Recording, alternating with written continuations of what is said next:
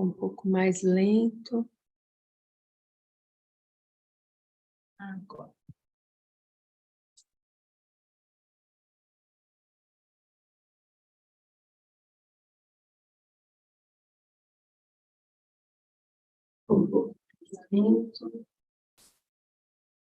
Eu sempre...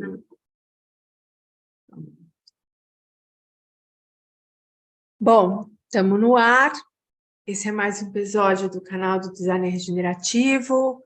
Hoje a gente tem uma convidada especial, que é a Nathalie Garcia. Ela fala desde o Rio de Janeiro. Você está no Rio hoje? São Paulo, São Paulo. Paulo. E a gente tem um tema muito especial, né? Que é falar de design a partir do enfoque do Guattari e das 3 ecologias. Então, regeneração, e aí tem toda uma expertise da Nathalie para falar sobre regeneração em organizações. Eu vou fazer uma apresentação dela aqui.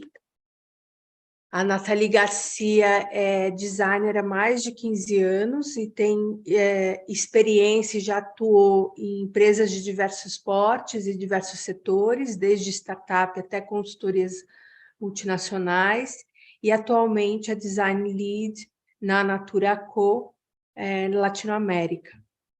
É doutora, está doutorando, né, em design pela PUC-Rio, e é mestra em design estratégico pela Unicinos, e tem no tema da regeneração seu principal foco, né? Hoje a pesquisa de doutorado dela é sobre regeneração e pensamento de sistemas vivos, com foco no design, né? Ela já atuou também como professora aqui mesmo na PUC São Paulo, na área de design, e desenvolve atividades no Laboratório de Design Socioambiental na PUC-Rio. Com esse histórico, né, a Nathalie vai compartilhar com a gente sua pesquisa, tanto no mestrado, mas também agora seu foco de pesquisa no doutorado. E eu estou muito curiosa, estava aqui falando para ela antes da gente entrar. Então, Nathalie, muito grata pelo aceite desse convite. Está com você a palavra. A gente vai ter uma estrutura que é um encontro. A Nathalie vai fazer essa apresentação entre 20 e 30 minutos. E aí a gente abre para perguntas. Eu vou estar olhando para quem está assistindo pelo YouTube as perguntas ao vivo. Eu também vou ter algumas perguntas para fazer aqui. E é isso, vamos nesse encontro bom. Bacana. Obrigada, Flávia, agradeço muito. Acho que tem, assim, o papel aqui do canal, né, e do seu trabalho nessa disseminação, nessa sensibilização para o design regenerativo, ele é muito importante. E eu estava até comentando contigo, né, eu assisto vários das entrevistas, vários vídeos, e acho que eu fico muito grata, né, de estar participando aqui contigo. Vou aproveitar a oportunidade para fazer essa breve apresentação da minha pesquisa, de alguns pontos, né? Trouxe aqui algo visual para me suportar, né, nessa fala. Então, eu vou compartilhar aqui a tela. Me avisem se vocês já estão vendo.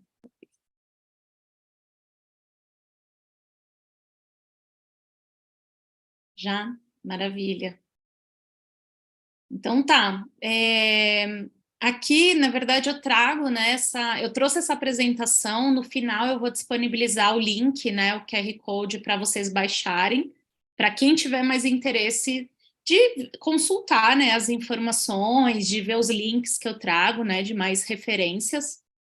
Mas esse trabalho de regeneração em as 3 ecologias, né, como eu intitulei, tem muita relação com a minha dissertação de mestrado, né, que eu fiz na Unicinos, que tem esse foco em design estratégico, mas eu me aprofundei mesmo no design regenerativo, na regeneração.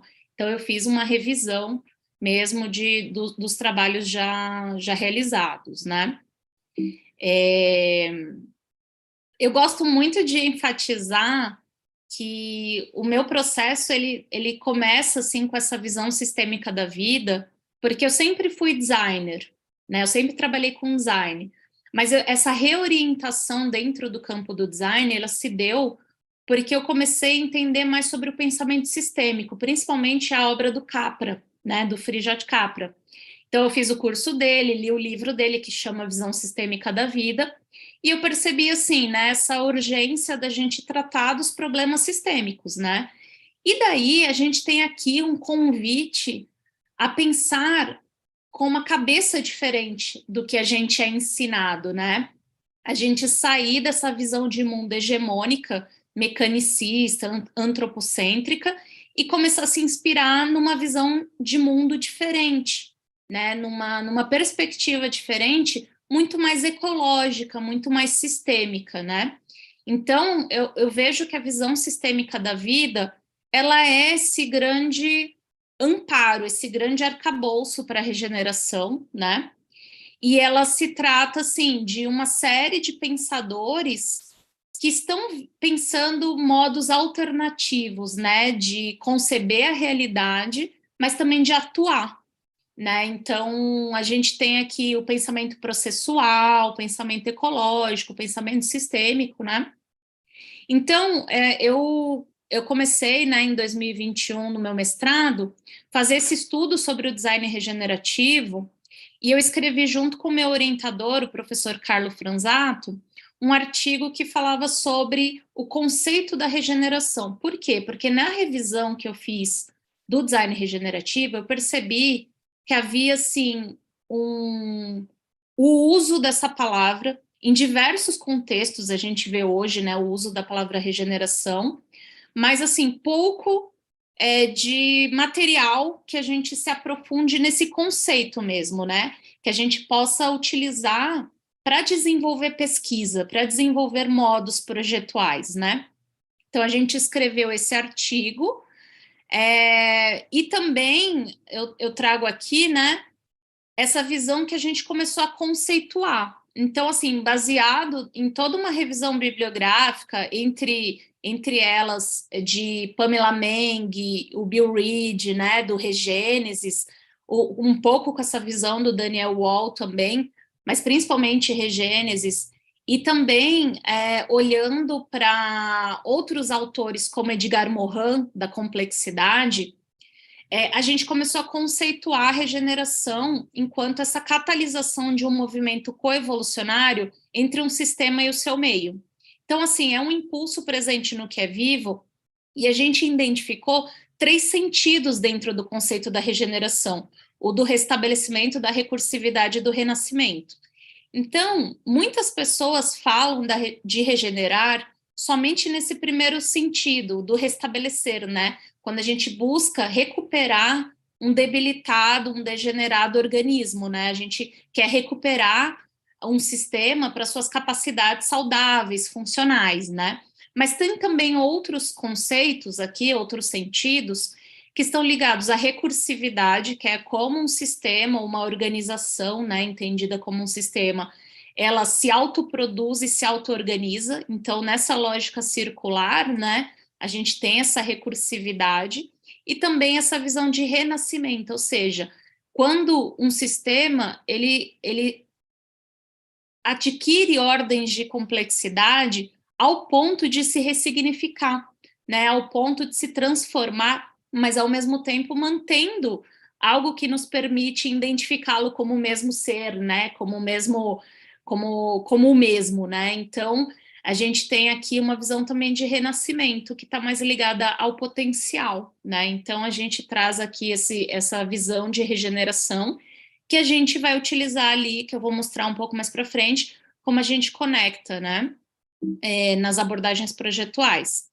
Falando um pouco também do Guattari, que é o propositor das 3 ecologias, né, o Guattari, eu não sou uma super expert em Guattari, tá, mas só para trazer um pouco do contexto, ele é um filósofo, psicanalista, militante de esquerda, né, então ele fundou e participou de inúmeros grupos durante toda a sua vida.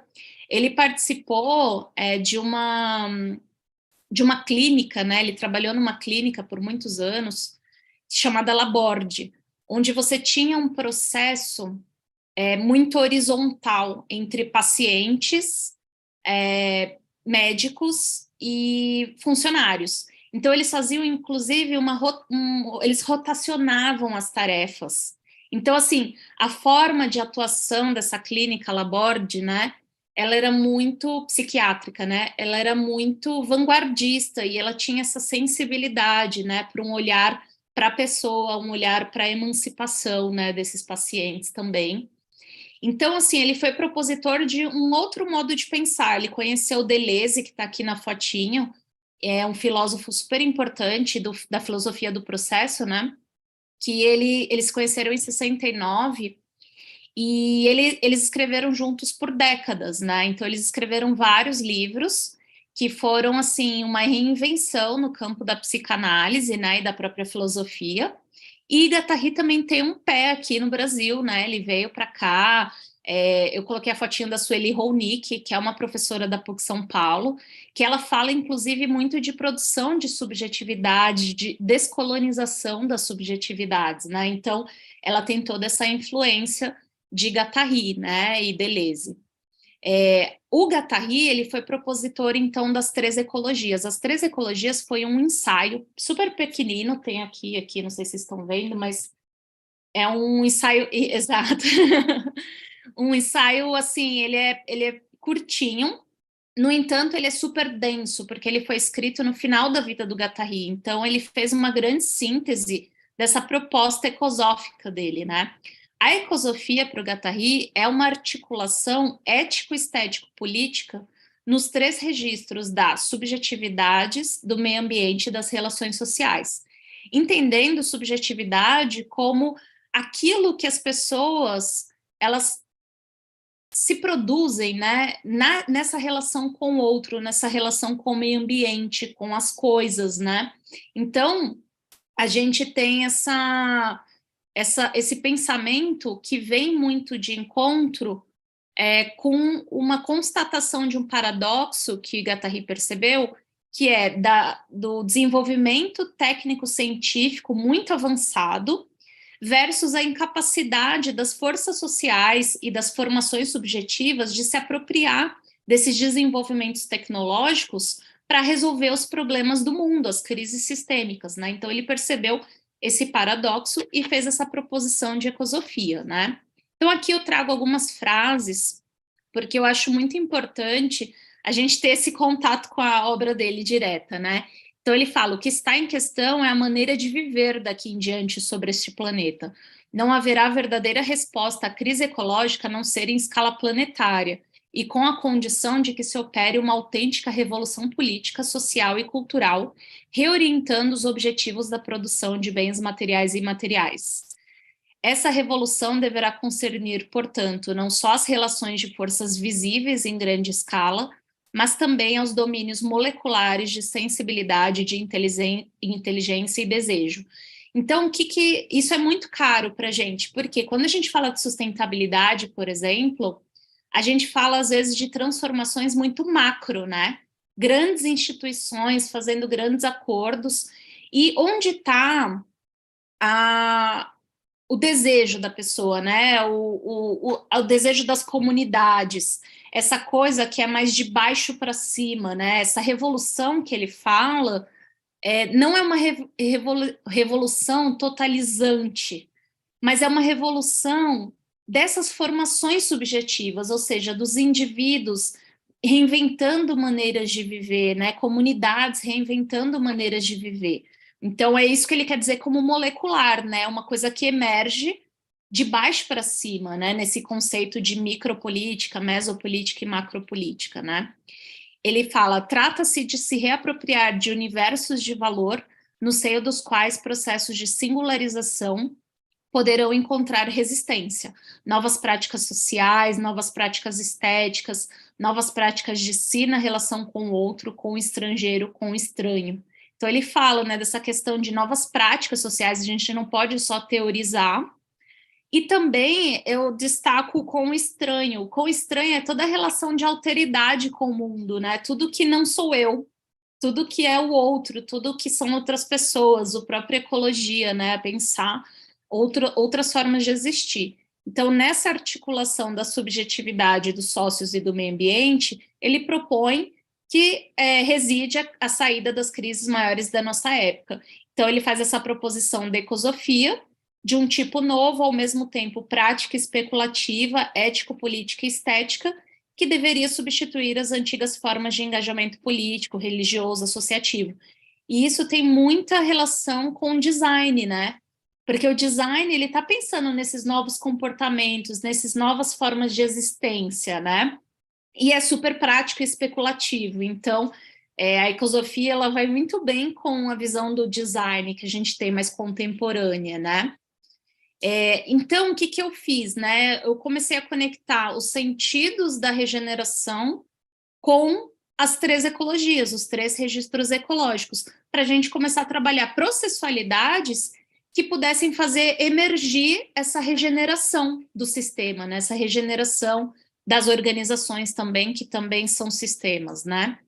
Então, aqui eu tenho o link, né, para quem tiver mais interesse de ver o artigo, a gente escreveu o Princípios e Movimentos para Processos Projetuais Regenerativos, né, eu junto com a professora Karine e o professor Carlo, que foram meus orientadores do mestrado, e daí aqui eu trago, né, os movimentos que a gente propôs, começando pelos movimentos, que, assim, não se trata de um passo a passo, de uma receita de bolo, mas é um pensamento que, numa lógica circular, onde não tem muito certo início, meio e fim, né? Mas a gente vai percorrer isso diversas vezes, a gente poderia fomentar esses processos regenerativos, né?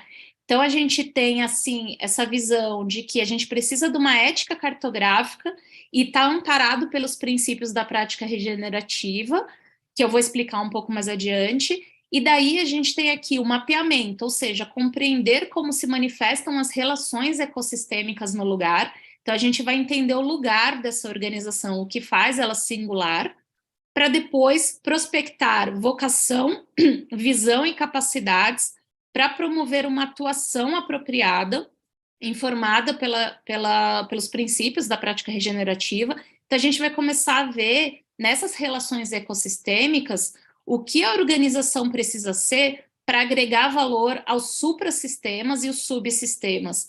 E aqui os suprassistemas é aquilo que tem ligação com o que a gente chama de holarquias, né? Então, a gente tem um todo, que é um ólon, que está dentro de outros ólons, né? Então, a gente tem um sistema que está dentro de um sistema maior, por exemplo, uma organização que está dentro de uma comunidade, né?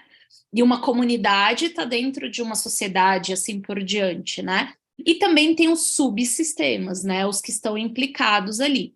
E depois o objetivo é catalisar o impulso regenerativo através de intervenções e movimentos orientados à atualização ecossistêmica, ou seja, quais são as capacidades que devem ser reforçadas ou desenvolvidas para a organização viver tanto a sua singularidade quanto a sua vocação, que é esse papel de agregador de valor aos sub- e suprassistemas, né? E a ética cartográfica, né? Então, a gente falou, puxa, é importante percorrer esses movimentos com uma ética cartográfica. É importante destacar que Guattari e Deleuze fizeram uma proposição no livro Mil Platôs da cartografia, né? Que a gente aqui tem essa visão da ética cartográfica, né? Que foi muito importante, porque é um modo alternativo a um pensamento cartesiano, né? A gente, com essa ética cartográfica, busca um mapeamento não de algo estático, né? Não uma representação de algo estático. A gente quer acompanhar processos estando implicados nessa complexidade. Então, a gente tem aqui uma visão que é não linear, que é rizomática, né? Então, tem a imagem aqui de um rizoma. Ela não tem um centro, né, uma entrada, uma saída, são várias entradas, vários roteiros possíveis. Então, a gente tem o que a gente chama de heterogênese, que é uma criação a partir de uma pluralidade de perspectivas, né?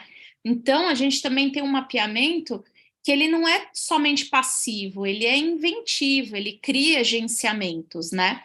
E em contraponto com a pesquisa mais tradicional, que a gente já parte de hipóteses duras, aqui a gente vai se transformando enquanto a gente vai navegando, a gente vai redefinindo nossos objetivos, né?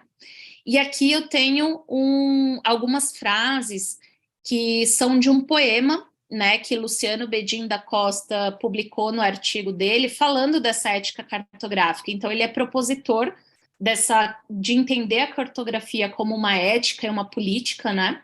E daí tem algumas frases que eu acho interessante para ilustrar, né, o que é esse mapeamento cartográfico. Por exemplo, o mapa dos afetos, fluxos, caminhos, percursos que nos fazem trilhar e ocupar diferentes territórios.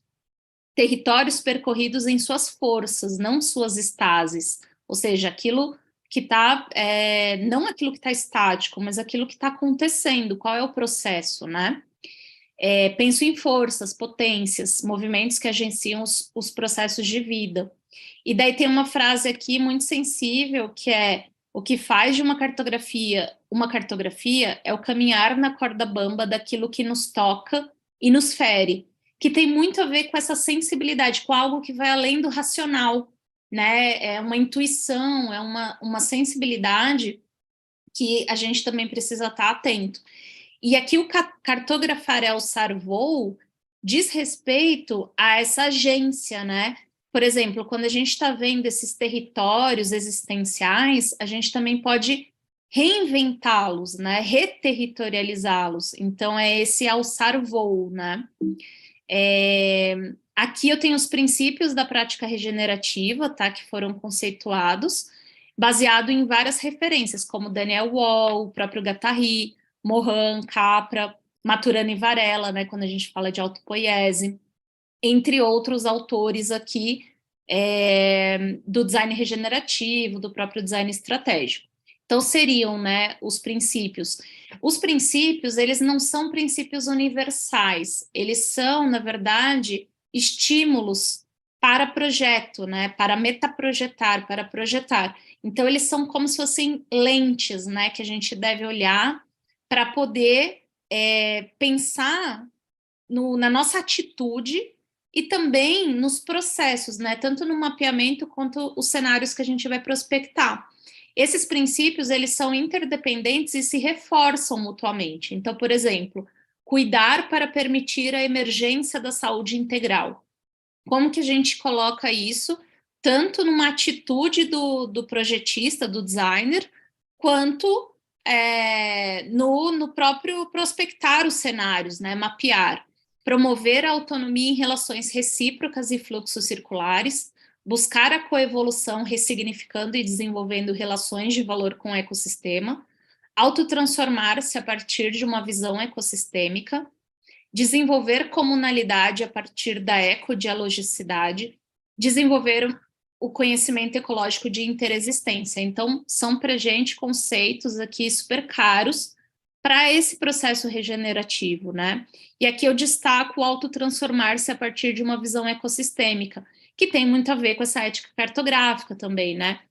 A gente não está atuando num sistema de forma objetiva, né? Considerando só aquilo que está lá fora. Mas não, é nessa relação de interexistência e ver o que eu preciso transformar nos indivíduos e na própria organização a partir dessa visão ecossistêmica, a partir desse papel de agregação de valor, né? Aqui eu tinha colocado algumas perguntas, mas eu vou pular, porque senão vai ficar muito extenso, mas quem quiser depois consultar ou no artigo ou no material, são algumas perguntas que ajudam a mapear, né, e entender esses cenários, né? No meu trabalho, eu também fiz uma imersão, né, regenerativa, uma imersão do tema da regeneração com diversos pesquisadores da área. E, inclusive, eu sou muito grata a todos eles, né, eles participaram, a gente passou 4 dias, né, na Serra da Cantareira, em São Paulo, discutindo sobre os temas da regeneração, sobre processos projetuais, né. Inclusive, estava lá o Felipe Tavares, talvez você o conheça, né, que ele é do Instituto de Desenvolvimento Regenerativo. Agradeço muito, porque eu fiz uma imersão no IDR também, né, fiz capacitação com ele, com a Ju, e ele foi uma das primeiras pessoas a falar de design e desenvolvimento regenerativo do Regênesis aqui no Brasil, né? Então ele tem até um livro, né, de liderança regenerativa, então ele foi também super pioneiro nesse sentido.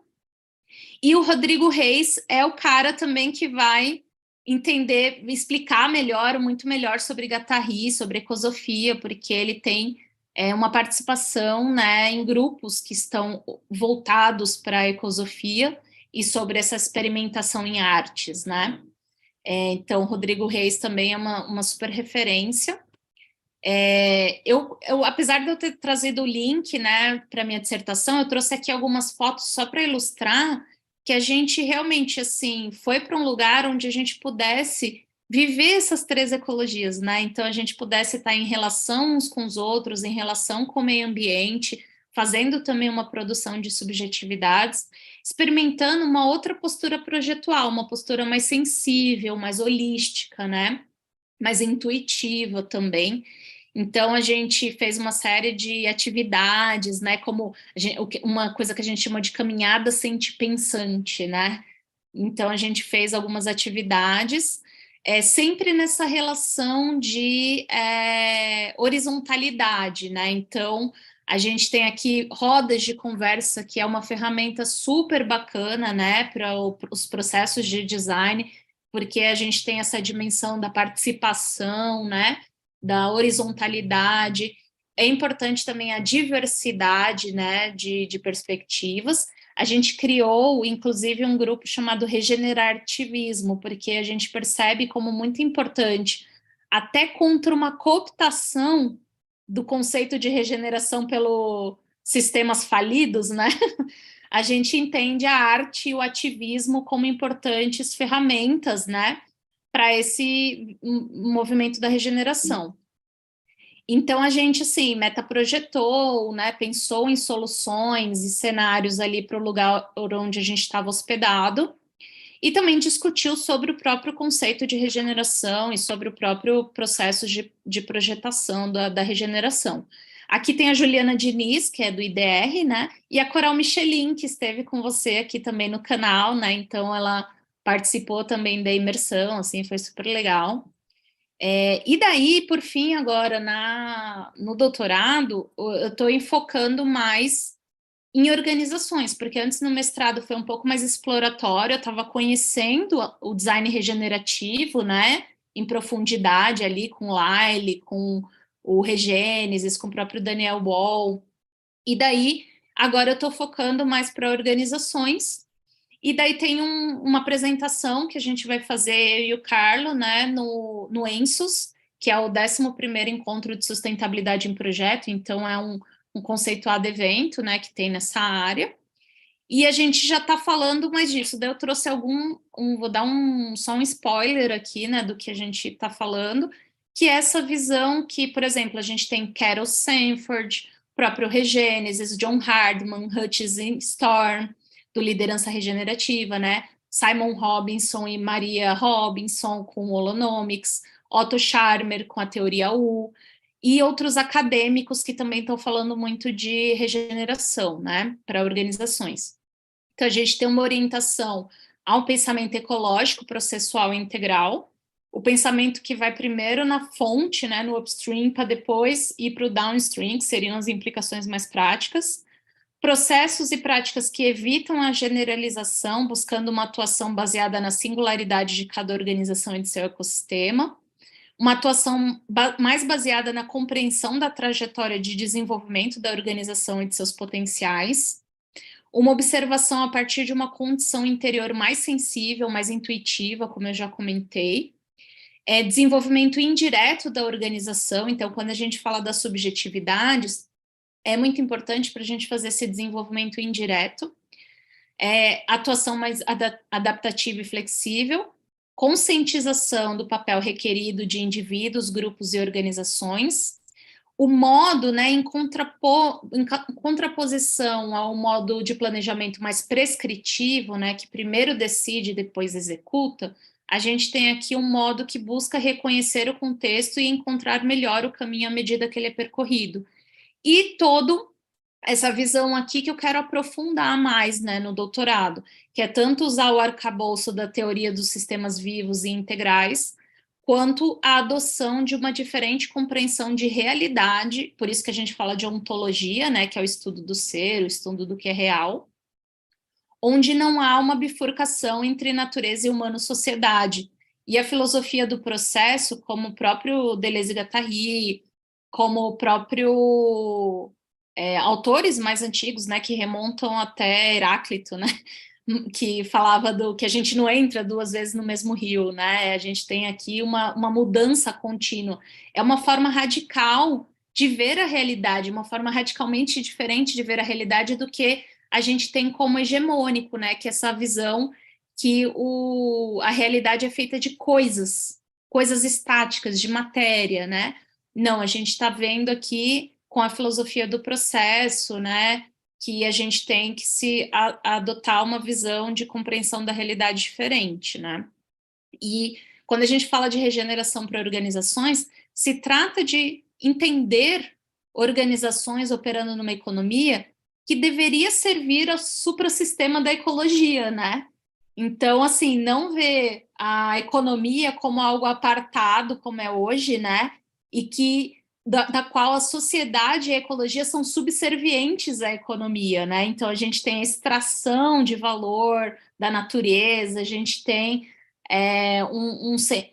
como que é uma configuração muito inadequada e a gente precisaria ter, na verdade, essa orientação ao pensamento ecológico, né? E daí tem diversos conceitos que a gente está operando para apoiar, né, o desenvolvimento desse design regenerativo. Então, utilizando esses conceitos das teorias dos sistemas vivos e da filosofia do processo também, né? Então, agradeço esse espaço aqui, né, para comentar um pouco sobre isso, e deixo aqui também o QR Code e o link para quem quiser baixar a apresentação, porque eu coloquei algumas referências, né, para quem tivesse interesse, tá aqui. E é isso, agora eu vou ficar aqui a todo ouvidos, né, para as nossas conversas, vou deixar interromper o compartilhamento. Tá no mudo, tá no mudo. Eu estou dizendo assim, não estou tão todo ouvidos, porque na verdade eu tenho um monte de perguntas aqui para a gente conversar. Tem algumas pessoas que estão nos acompanhando e lá no YouTube tem um pequeno delay, então as pessoas estão finalizando ainda a sua apresentação enquanto a gente está aqui. Tá bom. Então, talvez venham perguntas que emerjam a partir daí, né? Mas, enquanto isso, quero muito te agradecer por essa síntese, né? De trazer conceitos e de trazer Acho que você conseguiu conectar diferentes pensamentos e autores para falar de um lugar da complexidade mesmo, né? Então, eu tenho perguntas que vão mais por essa ordem do próprio sistema, vamos dizer assim, da própria abordagem e método que você chegou a partir da sua pesquisa, mas também queria trazer como é que você está enxergando algumas... eu não sei nem te dizer se são terminologias ou porque são muito práticos também, né? Como você trouxe, é uma abordagem de construção que se dá nessa prática, né? Uhum. Porque não tem outra forma de falar de subjetividade que não seja esse contínuo experimentar também, né? Uhum. Vivenciar e tal. Bom, acho que uma primeira pergunta, eu estou em dúvida por onde começar, mas acho que uma primeira pergunta que eu acho que ela é importante, que nessa referência para você entender, assim, eu fiz uma primeira leitura das três ecologias há quase 20 anos atrás, porque eu venho da arte, né? Eu venho da arte, da educação, dos processos coletivos de criação, e nessa processos de colaboração e criação, né? Dessa cocriação, eu fui fazendo um mergulho sobre redes, né? Como é que a gente vai atuando, fazendo ações em rede, em, nessa relação entre as territorialidades várias que a gente tem aqui no Brasil e várias culturas, né? Embora tenha esse entendimento dessa multiplicidade como uma cultura brasileira, a gente, quando começa aí, a gente vai vendo que isso... Então, quando eu li o Guattari, eu li dentro desse contexto da arte ainda, né? E dos processos criativos. Então, a minha primeira pergunta é sobre, né, quando você fala em algum momento a gente entende que essas transformações radicais e esses processos que daí tem muito a ver com o próprio processo do design, né? É o processo criativo. Então, eu queria ouvir um pouco mais de você, tanto nessa experiência imersiva que vocês realizaram, mas também dentro da sua pesquisa, como a criatividade, como que esses processos criativos estão incorporados mesmo, né, dentro dessa abordagem que você traz, né, dos três níveis, porque né, que você fala do restaurativo, da recursividade e do renascimento, e parece que quando você vai para essa noção de criatividade, ela transpassa. E aí eu queria entender se é isso mesmo, se eu entendi bem, e como que você está olhando para isso, né? Sim. Sim, muito bom. Acho que tem vários pontos da sua fala, assim, que, nossa, faz total sentido com o que eu estou pesquisando, que é, por exemplo, primeiramente essa questão das três ecologias e da ecosofia tem uma relação muito forte com a arte, né? Sim. Porque tem uma relação direta com essa produção de subjetividade que ainda a arte, né, Guattari fala, tem um livro dele muito bom para quem quiser se aprofundar, chama esse daqui, que é a Ecosofia, do Félix Guattari, que ele dá um pouco mais de conteúdos, porque só as três ecologias, às vezes, ele foi muito sintético ali, né? E ele fala muito da arte como quase um último reduto dessa subjetividade que não é capitalística, né? Porque o que ele chama dessa visão globalizante, né, que a gente tem hoje, ela é muito produtora das subjetividades de um jeito ruim, de um jeito que sujeita as pessoas, né? E ele põe a arte como um último reduto ainda de criações, né, de agenciamentos que também são políticos, né, que também buscam essa reinvenção, essa revolução. Então, assim, por isso que até a gente falou, né, a gente, pro processo, a gente tem que resgatar também uma perspectiva artística e política. Por quê? Porque no processo de instauração do design moderno, a gente teve um progressivo expulsar as subjetividades dos processos projetuais, né? Então, a gente teve ali, não, vamos compartimentalizar o processo produtivo, né? Para que as pessoas sejam, na verdade, executores ali de ordens e não estejam pensando sobre aquilo que eles estão projetando e produzindo. E o designer, nesse jogo todo, ele acaba ficando bem limitado, né? Ele não faz o que ele quer, ele faz o que é possível dentro das restrições, muitas vezes econômicas, muitas vezes ligadas à própria organização que ele está implicado, né? E a gente foi percebendo como isso foi empobrecendo o processo de design, de certa forma, né? Por quê? Porque a gente precisa também dessa perspectiva crítica, né? Onde a gente possa entender o sistema, entender toda essa questão e fazer proposições, né, para tipo mudar a configuração de algo, né, e daí tem muita conexão com o que você falou dos três sentidos.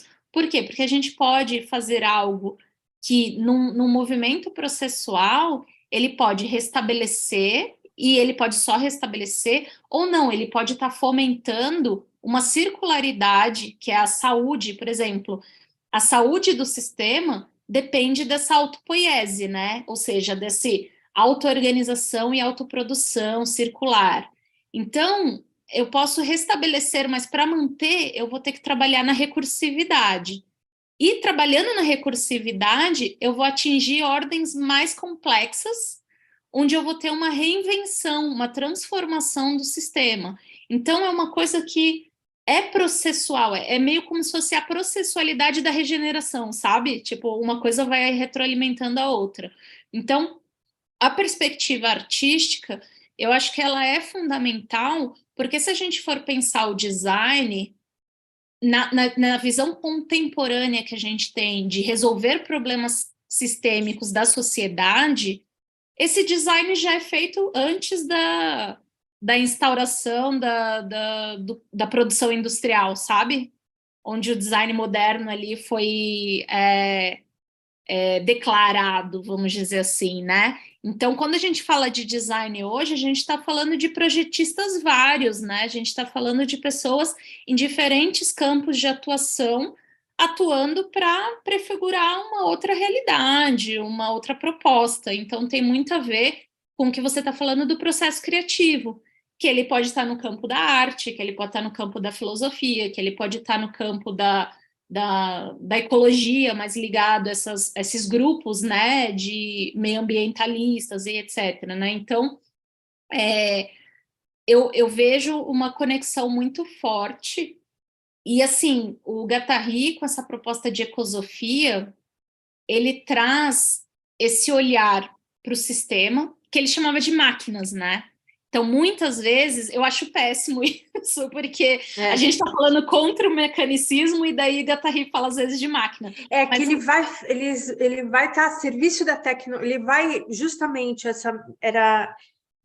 eu tenho duas perguntas que eu acho que tem a ver com isso, que é essa relação, né, da tecnologia e da subjetividade para o uso dessa tecnologia que é criativa no mundo. Então, e aí é isso, a gente também está falando de um vocabulário de 20, mas o que ele fala por máquina ou maquínico é o que a gente entende por sistêmico. Porque quando ele fala assim das máquinas e do maquínico, ele descreve nesse livro, ele explica bem que é como as coisas estão conectadas e produzindo. Então, assim, ele entende esse processo maquínico como um processo sistêmico, entende? É que ainda é uma tentativa de transição dessa lógica linear da indústria para uma lógica que é sistêmica e que é mais, por exemplo, que está muito mais conectada com uma visão da internet, inclusive, né? Exato. De conectividade, né? Do próprio ideia de rizoma. Mas aí, queria voltar um pouco na sua fala, quando você fala desse lugar que, ok, houve uma sensibilização, a gente consegue reconhecer e restaurar ciclos, né? Esse ciclo vivo e a gente entende, então, como que a saúde pode e a vitalidade pode emergir desse sistema que está degenerado, mas para que a gente mantenha, precisa da recursividade, né? E aí, você poderia falar um pouco mais desse lugar da recursividade, porque ela me parece também muito conectora com essas fases, vamos dizer assim, né, do design regenerativo, como Sim. você aborda. Então, a recursividade, eu trago tanto uma visão da recursividade de Morin, que é um dos princípios que ele fala do pensamento complexo, quanto o pensamento de autopoiese, que foi assim muito disseminado pelo Maturana Varela, né, no campo da biologia, mas também Guattari fala de processos autopoéticos, Bruno Latour também fala de autopoético, e outros diversos autores usa esse termo, né, para significar algo que é uma característica do sistema vivo. Ou seja, como a recursividade, ela é o se autoproduzir, o estar produzindo os insumos do qual o sistema precisa para continuar vivo, né? Então, a gente tem uma lógica da circularidade, né? Então, um princípio, por exemplo, está ligado com os fluxos circulares, né? Então, como que a gente começa a entender as relações de valor com o ecossistema para começar a trabalhar nessa visão circular? Então, o que eu diria da recursividade é que é esse equilíbrio dinâmico. Seria mais ou menos a ponte entre restabelecer o sistema como ele é e propiciar uma emergência da novidade, da inovação, que seria aquela coisa do renascimento, né? Então, assim, ele está nesse jogo, nesse meio de campo, onde você tem o sistema se restabelecendo, né? Enquanto, por exemplo, a gente tem uma comunidade que tem um tecido social todo esfrangalhado, né? A gente tem os ecossistemas físicos todos degenerados. Então, a gente tem uma recuperação dessa saúde para que, num processo de sustentação, de recursividade, a gente possa ter uma plataforma para a emergência de novas possibilidades, novas aspirações. Então, essa comunidade, ela já consegue trabalhar, de repente, com agroecologia, ela já consegue se ressignificar enquanto comunidade, porque ela estabelece relações em redes globais, ela já consegue fazer educação de redes de comunidades parceiras, vizinhas, por exemplo. Então, a gente tem a recursividade como uma dinâmica de equilíbrio, né, do sistema, que ele vai conectar tanto, beleza, como que esse sistema permanece o mesmo no sentido em que ele não é desconfigurado pelas evoluções históricas, né? Ele consegue ser o mesmo. Ao mesmo tempo, ele tem uma abertura para se transformar, para se ressignificar, né? Para ser mais complexo ainda, né? Então, é mais nesse lugar, assim, que eu vejo. Quando você fala de permanecer o que é, né? Como esse lugar que ao mesmo tempo é essencial e ao mesmo tempo é identidade que é reconhecível, né? Por essas outras. Isso é bem bonito, bem importante mesmo. Porque muitas vezes quando as primeiras coisas que, né, você falou, comunidade em frangalhos, eu vi muitas, né? Muitas situações que onde há uma perda mesmo dessa identidade. As pessoas deixam de se reconhecer pertencentes e deixam de reconhecer as potências, né? O que é precioso daquele lugar, ou, enfim, seja na organização, seja num determinado território. Então, me parece bem importante mesmo esse entender, reconhecer, né, esse lugar dessa identidade, desse essencial e dessas preciosidades, né, dessas pérolas aí né, nesse sistema para o qual está sendo visto e cuidado, né. Também, dentro da sua fala, eu fiquei muito... E também olhando, né? Porque, assim, né, quando você traz de uma maneira, um desenho sistêmico, né, as 3 ecologias, fica muito claro a importância da subjetividade. Talvez esse lugar da subjetividade seja um lugar menos olhado, né? Aí eu vou fazer uma provocação para você, né? Até olhando para esse lugar já das organizações, né? Pensando esses sistemas que fechados, embora complexos, né? Porque eu sei também que as organizações são sistemas de sistemas em si, mas olhando para essa complexidade dos sistemas nas organizações, a subjetividade as pessoas fogem quando você usa essa palavra, né? Elas fingem que não ouviram, enfim. E talvez essa... assim, e aí acho que também tem uma linha, que é uma linha que vai olhar para as tecnologias de uma... que é as culturas ágeis, né? O design, mesmo o design thinking, né?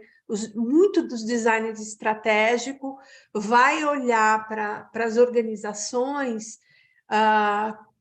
como esse maquinar, né, como esse sistema que está muito mais ligado à teoria dos sistemas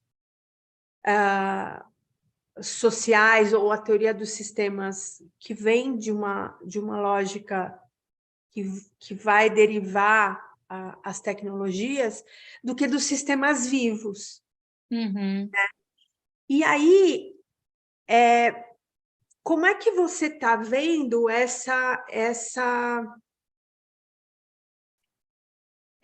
porque, assim, tem dentro das organizações, né, como você também sou consultora organizacional, e tem uma linha que vai dizer, olha, é mudança de estrutura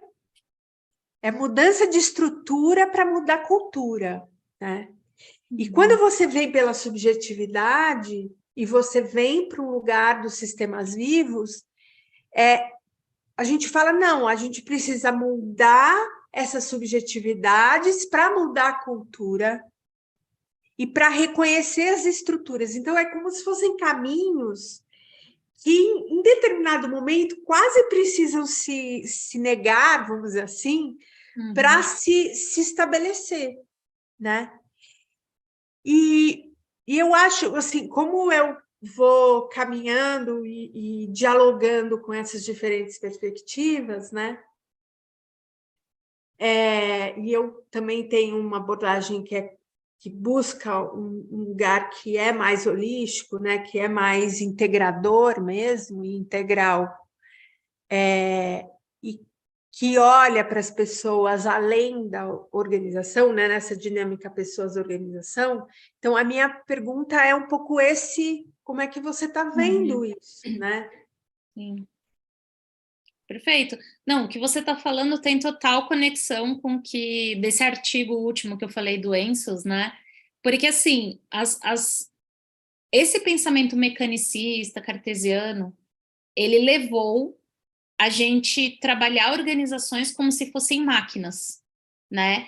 E daí a gente tem também uma série de burocracias, insensibilidades nessas organizações que vêm dessa raiz, nesse modo que a gente foi ensinado a trabalhar, que tem, por fim, a realidade vista como coisas estáticas, né? Como o átomo lá, a bolinha de átomo, né? Uma coisinha mesmo.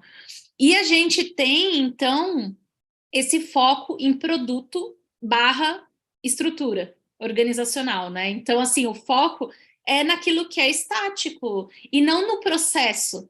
Quando a gente fala dos sistemas vivos, a gente tem o metabolismo, que é o fluxo, né?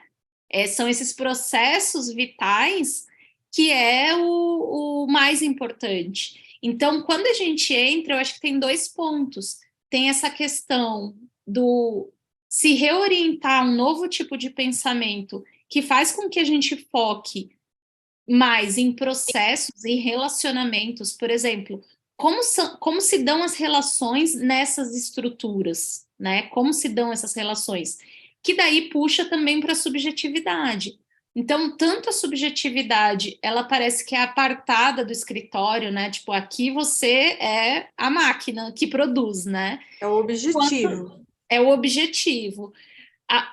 E também as pessoas fizeram isso, que a gente até pode entender, né? No campo científico, por exemplo, tem muito essa coisa da objetividade, porque, afinal de contas, para alguns escopos, você ainda precisa da objetividade do cartesianismo. Para desenvolver lá a vacina do Covid que você vai tomar, assim, você precisa também ser cartesiano, ser objetivista. Agora, para resolver a crise sistêmica, para resolver o problema da organização em ser mais regenerativa para o seu ecossistema, a gente tem que empregar um novo tipo de pensamento, que foque em processos, que foque nos relacionamentos, que é essa visão ecológica, né? Olhando também para o meio ambiente, como propõe Guattari, né? Não só falando do social, do humano, e esquecendo, né, dos ambientes físicos, né, dos ecossistemas físicos, bióticos e abióticos, né? Então, tem essa questão da subjetividade, mas eu vejo que já tem um caminho, por exemplo, quando a gente olha, e nem falando só de regeneração, como Carol Sanford, por exemplo, que ela fala muito da subjetividade dentro das organizações, mas, por exemplo, Otto Scharmer, quando ele fala da teoria U, então ele diz que as pessoas estão inconscientes, existe um blind spot, né, que as pessoas estão inconscientes do porquê elas estão tomando determinada decisão, ou porquê elas estão fazendo alguma coisa. Ou seja, esses paradigmas, essas visões de mundos estão ocultas. A gente só parte do pressuposto que as coisas são como são, do status quo, né?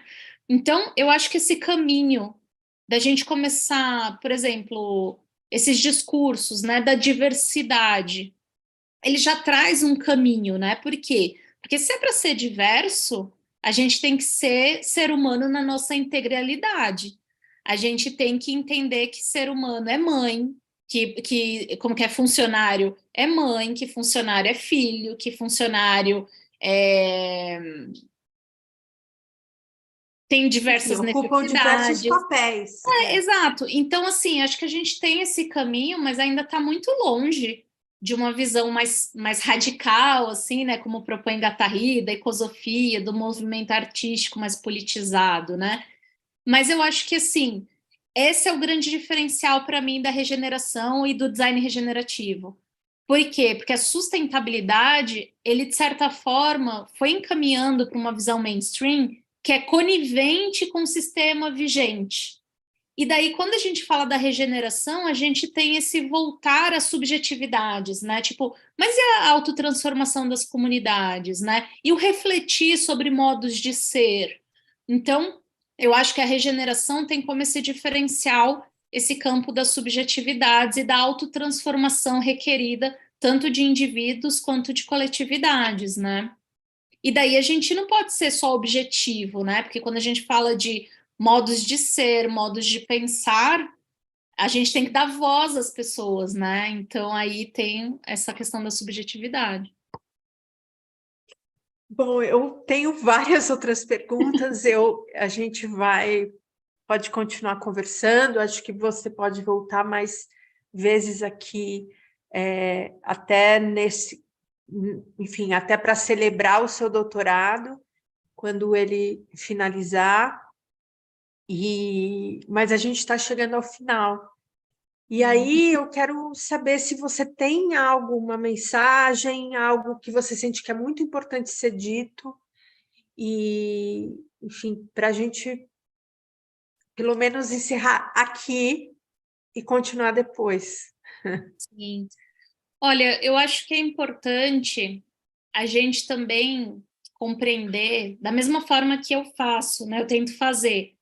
Eu descobri, né, a área do design regenerativo, né, dentro de uma visão histórica, né, que a gente tem também uma série de proposições que foram feitas pensando nessa questão do ecológico, do ambiental, das crises sistêmicas, né?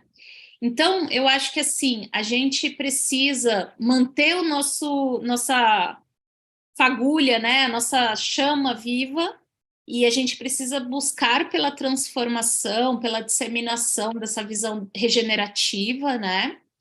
Ao mesmo tempo, eu gostaria muito que a gente conseguisse também estabelecer um relacionamento e uma conciliação, uma reconciliação mesmo, com pessoas de diversas áreas que já estão ou na teoria ou na prática trabalhando para os mesmos objetivos, mesmo que a gente tenha as nossas diferenças, né? Então, assim, por exemplo, o pensamento regenerativo, diferente da sustentabilidade as usual, né? Sustentabilidade como a gente conhece, tem esse amparo no arcabouço do pensamento sistêmico da vida. Por exemplo, é uma coisa que nos difere.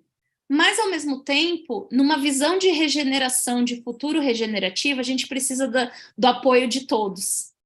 E a gente precisa de todo mundo que está engajado nisso, sabe? Então, eu vejo assim, como nós, como campo de regenerativos, né, a gente também se entende como um sistema que precisa, né, se relacionar com onde a gente está implicado, né? E numa sensibilidade muito grande para evitar uma cooptação do termo regeneração, tudo vira regenerativo, sem discernimento nenhum, e daí a gente não muda nada, porque vai continuar tudo igual, ao mesmo tempo estabelecendo pontes, né? Estabelecendo pontes, a gente não se fechar dentro de um grupo que, de repente, não se relaciona com outras pessoas que estão falando coisas interessantes também do ponto de vista delas, né? Então, eu acho que é mais isso, assim, porque eu vejo muito. Eu falo isso porque eu estava lendo um livro que fala que quando as pessoas propõem algo, elas esquecem que elas também estão implicadas numa história, num modo de pensar, numa determinada momento da sociedade, né? E daí, às vezes, a gente perde essa capacidade de ficar antenando e relacionando com outros pensadores. Mas, por exemplo, acho que você faz super bem isso, né? Porque aqui no canal tem uma diversidade de pessoas aqui, de vários repertórios falando disso. Mas eu acho que é muito importante a gente manter isso como um alerta, né? Sim. E você faz isso muito bem também, conectando todos esses pensadores e conseguindo trazer síntese, né, para essas conexões. Eu estou muito, muito grata pela sua apresentação generosa, inclusive nos exemplos. Eu acho que, embora a nossa conversa tenha sido bastante do mundo das ideias e da teoria e do pensamento, você conseguiu, em muitos momentos, aterrar para o fazer, né? Para o agir, para essa realidade, para a urgência que a gente tem. Então, muito, muito grata, Nathalie. Obrigada, eu que agradeço, Flávio. Até em breve.